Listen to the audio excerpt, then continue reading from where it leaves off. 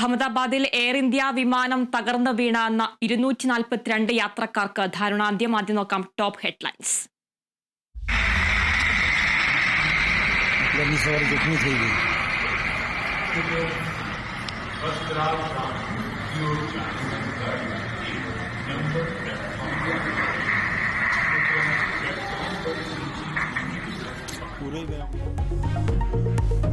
ഗുജറാത്തിലെ അഹമ്മദാബാദിൽ air India വിമാനം ബോയിംഗ് ഡ്രീം ലൈനർ AI 171 തകർന്നു വീണ് 242 യാത്രക്കാർക്ക് ദാരുണാന്ത്യം.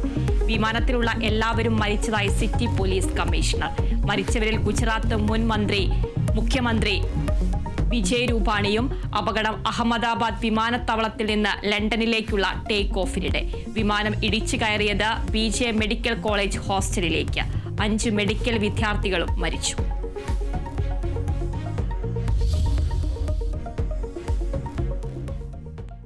അഹമ്മദാബാദിലെ വിമാനാപകടത്തിൽ മലയാളിക്ക് ദാരുണാന്ത്യം. മരിച്ചത് പത്തനംതിട്ട പുല്ലാട് സ്വദേശിനി രഞ്ജിത R. നായർ. ലണ്ടനിൽ നഴ്സായിരുന്ന രഞ്ജിത അഹമ്മദാബാദിലേക്ക് പോയത് കൊച്ചിയിൽ നിന്ന്.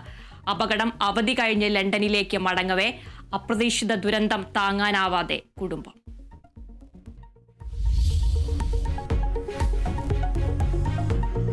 അഹമ്മദാബാദിൽ എയർ ഇന്ത്യ വിമാനം തകർന്നു വീണത് 625 അടി ഉയരത്തിൽ നിന്ന്. പറന്നുയർന്ന ഉടൻ അപായ സന്ദേശം നൽകി പൈലറ്റ്. വിമാനം പറത്തിയത് പരിചയസമ്പന്നരായ പൈലറ്റുമാർ. തകർന്നത് 11 വർഷം പഴക്കമുള്ള air India Boeing dream liner വിമാനം. അന്വേഷണം പ്രഖ്യാപിച്ച് വ്യോമയാന മന്ത്രാലയം. അഹമ്മദാബാദ് ദുരന്തം ഇന്ത്യ കണ്ട രണ്ടാമത്തെ വലിയ വിമാനാപകടം.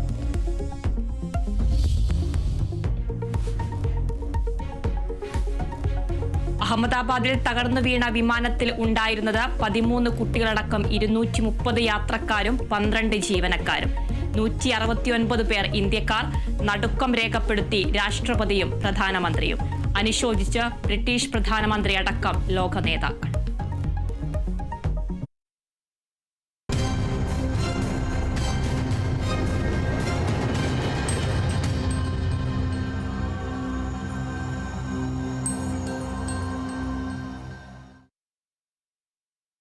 വളരെ പ്രധാനപ്പെട്ട വാർത്തയിലേക്ക് തന്നെയാണോ പോകുന്നത്? അഹമ്മദാബാദിൽ യാത്രാ വിമാനം തകർന്നു വീണ് 242 മരണം. വിമാനത്തിലുണ്ടായിരുന്ന എല്ലാവരും